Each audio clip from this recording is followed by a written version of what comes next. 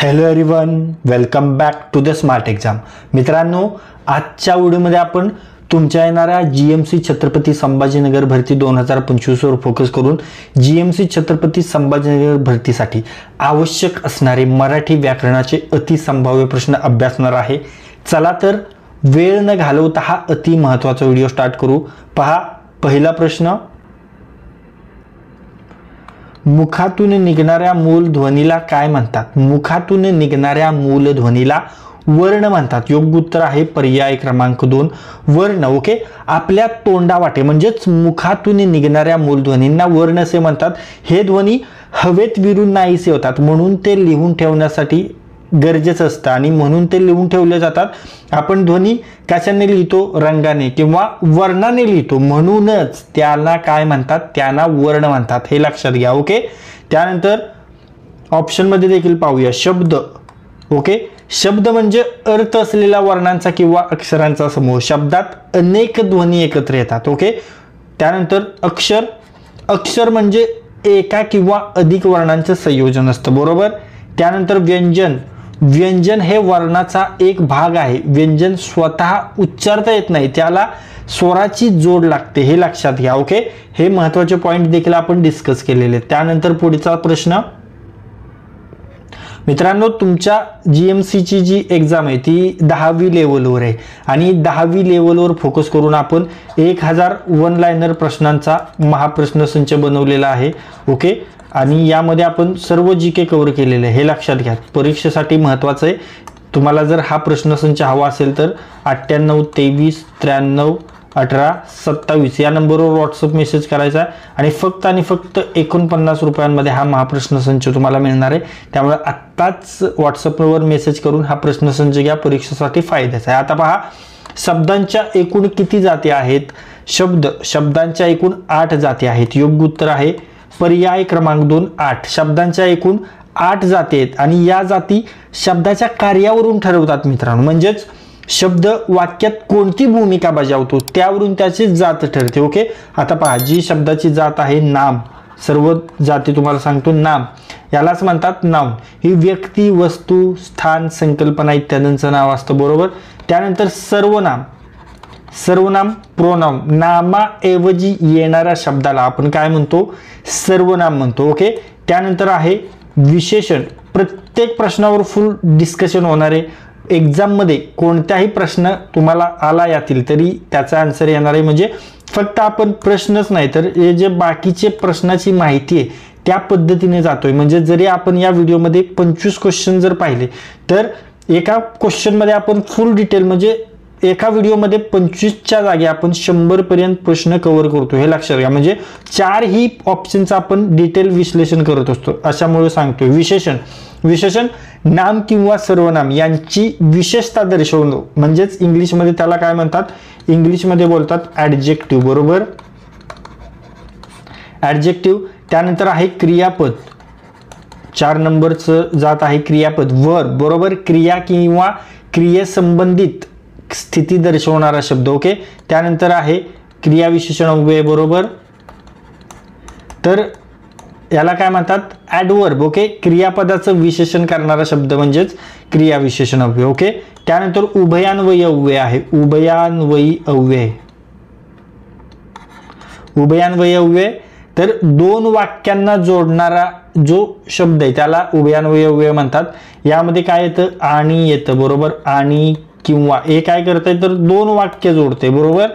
त्यानंतर येतो शब्दयोगी अव्यय. ओके, शब्दांच्या जाती आहेत 8 जाती सांगतोय तुम्हाला. शब्दयोगी अव्यय वाक्यात विशिष्ट कार्य करणारे पण कोणत्याही गटात न बसणारे शब्द असतात. आणि 8वी जात आहे केवल प्रयोगी. ओके, केवल प्रयोगी अव्यय. ओके, तर अशा पद्धतीने मी तुम्हाला 8 शब्दांच्या जाती फुल डिटेलमध्ये सांगितलेत. जरी एक जरी विचारली तरी तुम्हाला पूर्ण सांगता येणार आहे, बरोबर. त्यानंतर पुढे पाहूया. पहा, खालीलपैकी व्याकरणदृष्ट्या बरोबर वाक्य ओळखायचंय. व्याकरणदृष्ट्या बरोबर वाक्य ओळखायचे. ओके, आता पहिलं वाक्य, लिंग भेदामुळे नामाच्या रूपात बदल होतो. लिंग म्हणजे स्त्रीलिंगी पुल्लिंगी म्हणजे राजा राणी, यामुळे नामात बदल होतो का? तो राजा ती राणी, तर होतोय, म्हणून हे वाक्य बरोबर आहे का? तर बरोबर आहे. ओके. आता वचनभेदामुळे नामाचे रूपात बदल होतो का? वचनभेद फळ फळे, वचनभेदामुळे नामाच्या रूपात बदल होतोय काय? तर होतोय, म्हणून योग्य उत्तर आहे पर्याय क्रमांक 4. 1 आणि 2 बरोबर आहे. आता डिटेलमध्ये तुम्हाला सांगतो, नामाचे रूप बदलण्याची कारणे म्हणजे त्यात येणारं जे लिंग आहे, वचन आहे, त्यानंतर आहे विभक्ती, काळ आहे, त्याचा अर्थ देखील आहे मित्रांनो, या सर्वांचा परिणाम होतो. आणि म्हणूनच नाम, सर्वनाम, क्रियापद, विशेषण म्हणजे आता तुम्हाला पुढे मी डिटेलमध्ये सांगणार आहे विकारी आणि अविकारी शब्द. ओके, विकारी आणि अविकारी शब्द तर डिटेलमध्ये पुढे सांगतोच, पण आता आलंय म्हणून सांगतोय. तर विकारी म्हणजे काय? तर नामात बदल होणार आहे, म्हणजेच नाम, सर्वनाम, क्रियापद, विशेषण यांना विकारी शब्द असे म्हणतात, कारण त्यांचे रूप बदलते. ओके, लिंगभेद किंवा वचन, विभक्ती, काळ याच्यामुळे त्यांचं रूप बदलतं, म्हणून त्यांना विकारी म्हणतात. आणि रूप बदलत नाही त्यांना अविकारी म्हणतात. सिंपल थिंग लक्षात ठेवा. आता लिंगभेदामुळे नाम बदलतं, तुम्हाला सांगितलं उदाहरणार्थ राजा राणी. आणि वचनभेदामुळे नाम बदलतं फळ फळे, त्यामुळे दोन्ही विधानं व्याकरणदृष्ट्या योग्य आहेत. त्यानंतर समोरचा प्रश्न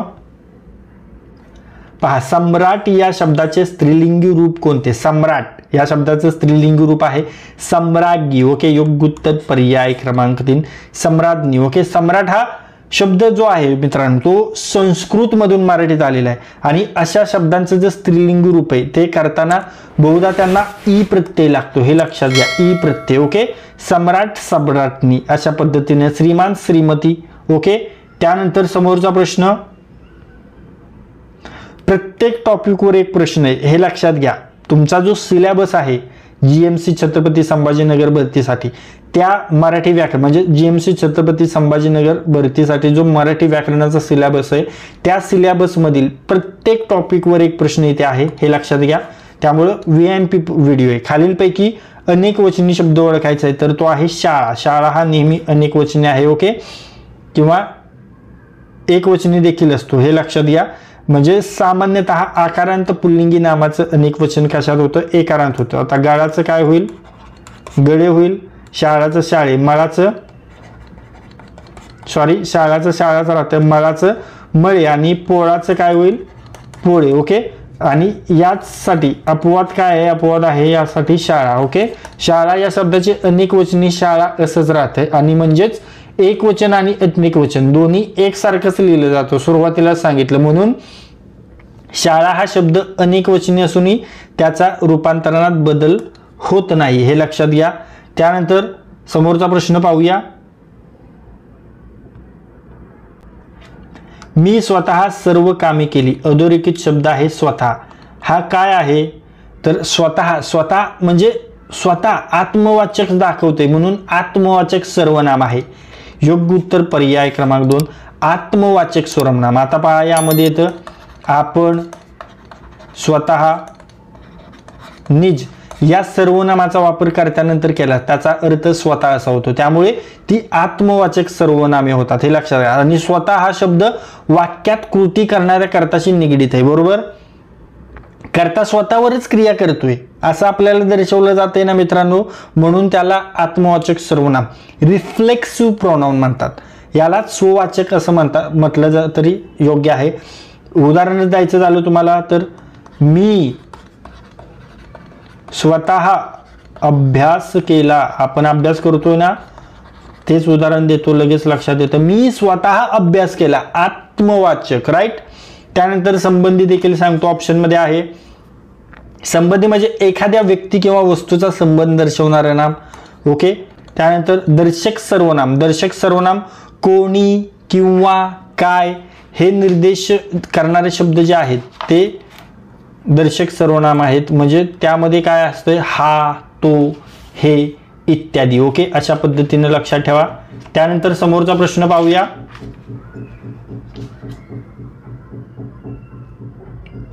पहा, कडू कारले. ओके, कडू कारले.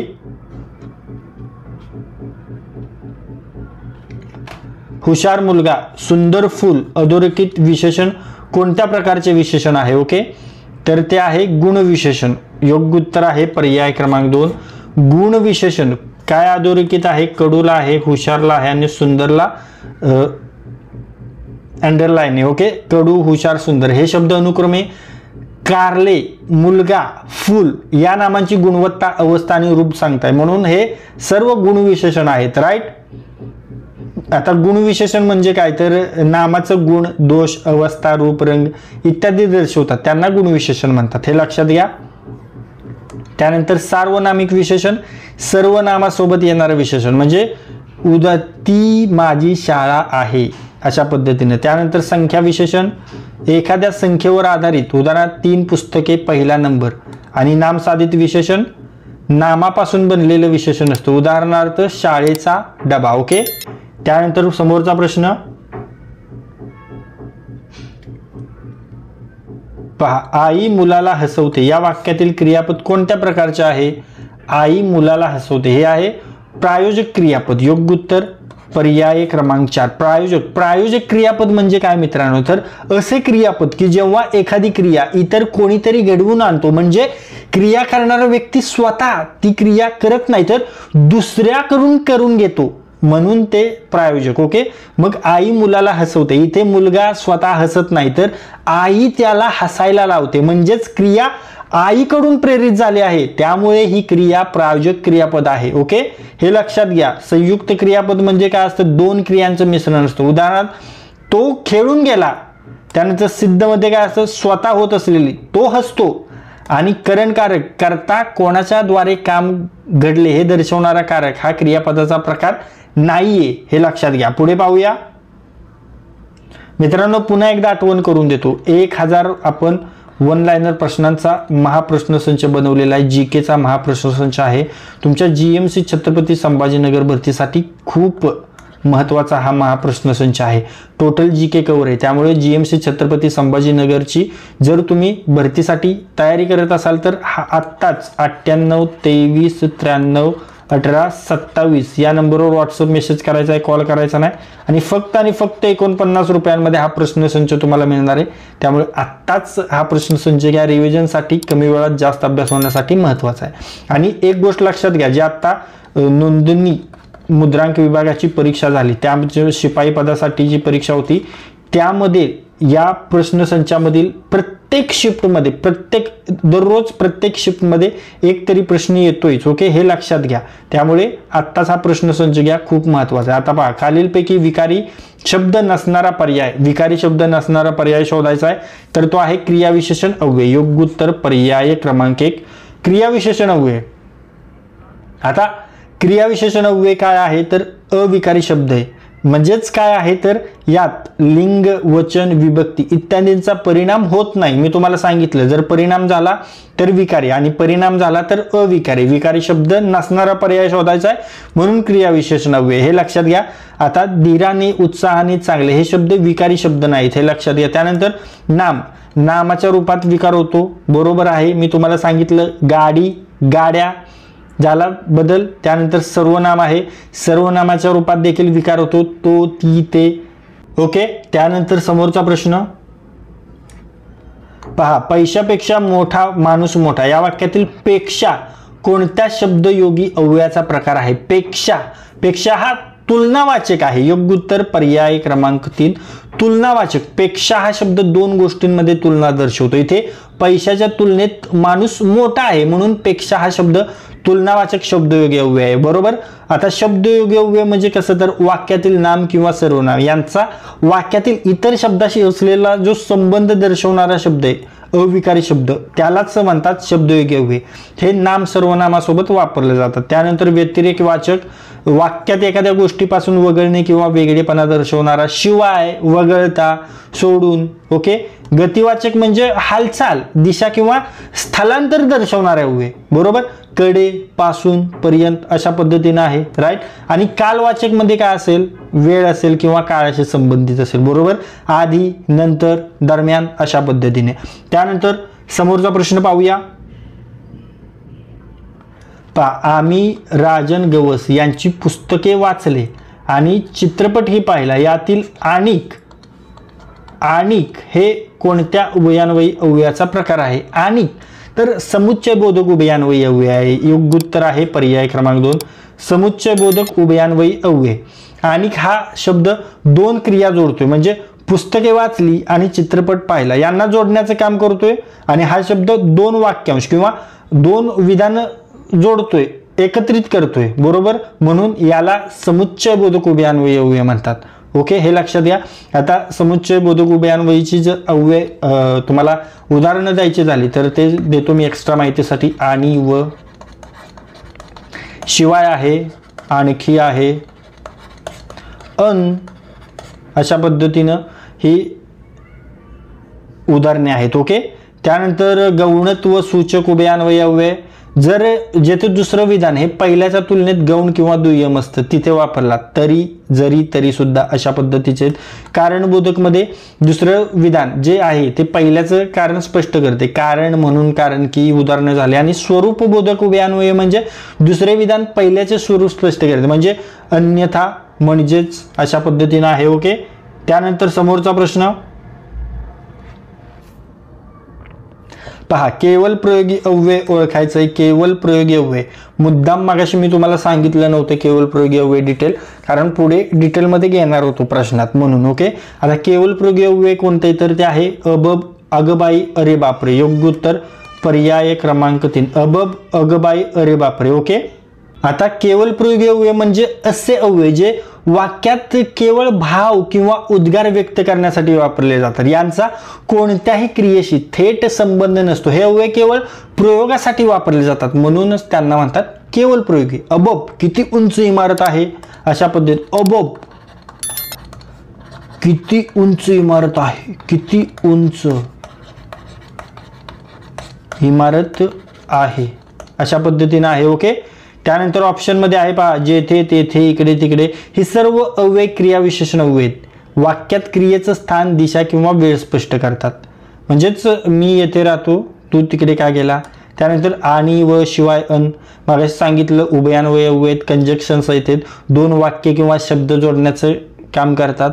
राम आणि श्याम बरोबर आले, कारण की, जर, तर. हे काय आहे तर हे देखील उभयान्वयी अव्यय. कारण, शर्ती स्पष्ट दर्शवतात. जर अभ्यास केला तर यश मिळेल, अशा पद्धतीचा आहे. त्यानंतर समोरचा प्रश्न पहा. सत्यव्रत या सामासिक शब्दाचा विग्रह पर्याय आपल्याला निवडायचा आहे. सत्यव्रत म्हणजे सत्य आहे व्रत ज्यांचे असातो. योग्य उत्तर आहे पर्याय क्रमांक 3 सत्य आहे व्रत ज्यांचे असातो. सत्यव्रत हा बहुर्वी समास आहे, आणि बहुर्वी समासात दोन्ही पदांचा अर्थ धरून तयार होणारा शब्द तिसऱ्या व्यक्तीचं वर्णन करतो. आणि सत्य आहे व्रत ज्यांचे असातो म्हणजेच ज्याचे व्रत हे सत्य आहे असा व्यक्ती, हे व्यक्तीचे विशेषण दर्शवणारा शब्द आहे, बरोबर. त्यानंतर समोरचा प्रश्न पहा. वयोमान, वयोमान, वयोमान हे संधी सोडवायचे तर वय अधिक मान. योग्य उत्तर पर्याय क्रमांक 1 वय अधिक मान. वयोमान या शब्दाचा विग्रह कसा आहे, वय अधिक मान, बरोबर. त्यानंतर समोरचा प्रश्न काळाचे मुख्य प्रकार किती आहेत. काळाचे मुख्य प्रकार आहेत 3, बरोबर. योग्य उत्तर पर्याय क्रमांक 2 3. मराठी भाषेमध्ये काळाचे मुख्य 3 प्रकार आहेत मित्रांनो. वर्तमान काळ, भूतकाळ, भविष्यकाळ. वर्तमान काळ म्हणजे जे काही आत्ता घडत आहे, जो तुम्ही आत्ता व्हिडिओ पाहताय तो वर्तमान काळ आहे. भूतकाळ म्हणजे हा व्हिडिओ तुम्ही काल पाहिला होता, हा म्हणजे याच्या पूर्वीचा जो अपलोड केला होता तो तुम्ही काल पाहिला होता, म्हणजे जे काही आधी घडून गेला. आणि भविष्यकाळ म्हणजे मी उद्या जो व्हिडिओ अपलोड करणार आहे तो तुम्ही बघणार, म्हणजे जे काही पुढे घडणार आहे तो. ओके, अशा पद्धतीनं. तर मित्रांनो आत्तापर्यंत जे काही प्रश्न आपण पाहिलेले त्या प्रश्नापैकी काही प्रश्न मी तुम्हाला विचारणार आहे, त्याचे उत्तर तुम्हाला कमेंट बॉक्समध्ये सांगायचे. ओके, तुमच्यासाठीचा प्रश्न पहा. शब्दांच्या एकूण किती जाती आहेत. शब्दांच्या एकूण किती जाती आहेत फुल डिटेलमध्ये पाहिलेला प्रश्न आहे. सर्व जाती मी लिहून काढलेले आहेत, त्यामुळे आन्सर कमेंट करा. जाती किती आहेत ते आन्सर करायचं, हे लक्षात घ्या. तुमच्यासाठीचा समोरचा प्रश्न सम्राट या शब्दाचे स्त्रीलिंग रूप कोणते, हे देखील मी तुम्हाला व्यवस्थित विश्लेषण करून सांगितले, त्यामुळे यायलाच पाहिजे. आन्सर सांगायचे कमेंटमध्ये. सम्राट या शब्दाचे स्त्रीलिंग रूप कोणते, आन्सर कमेंट करा. मित्रांनो तुम्हाला पुन्हा एकदा आठवण करून देतो, तुमच्यासाठी आपण 1000 वन लाइनर प्रश्नांचा महाप्रश्नसंच बनवलेला आहे. आणि हा जो महाप्रश्नसंच आहे तो तुमच्या छत्रपती संभाजीनगर भरती 2025 साठी खूप युजफुल आहे. जीएमसी छत्रपती संभाजीनगर भरतीसाठी हा प्रश्नसंच एक गेम चेंजर ठरणार आहे. त्यासाठी तुम्हाला 98 23 93 18 27 या नंबरवर व्हॉट्सअप मेसेज करायचा आणि फक्त 49 रुपयांमध्ये हा प्रश्नसंच तुम्हाला मिळणार आहे. त्यामुळे तुमच्या अभ्यासाला एक वेगळी दिशा मिळणार आहे. त्यामुळे आत्ताच हा प्रश्नसंच घ्या आणि आपल्या अभ्यासाला एक वेगळी दिशा द्या. तर मित्रांनो, या व्हिडिओमध्ये आज आपण तुमच्या येणाऱ्या जीएमसी छत्रपती संभाजीनगर भरती 2025 वर फोकस करून जीएमसी छत्रपती संभाजीनगर भरतीसाठी आवश्यक असणारे मराठी व्याकरणाचे अतिसंभाव्य PYQ प्रश्न आपण अभ्यासलेले आहेत आणि हे सर्व प्रश्न आपण TCS पॅटर्ननुसार पाहिलेले आहेत. हे सर्व TCS PYQ आहेत. हे सर्व TCS चे प्रिव्हियस इयर क्वेश्चन्स आहेत. त्यामुळे तुमच्या येणाऱ्या परीक्षेमध्ये या व्हिडिओमधील 4 ते 5 प्रश्न तुम्हाला नक्कीच दिसणार आहेत. त्यामुळे हा व्हिडिओ जास्तीत जास्त वेळा रिवाइज करा आणि जर हा व्हिडिओ तुम्हाला युजफुल वाटला असेल तर या व्हिडिओला लाईक करा.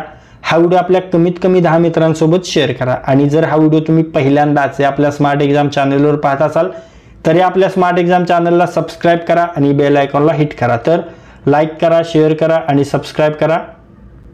थँक्यू.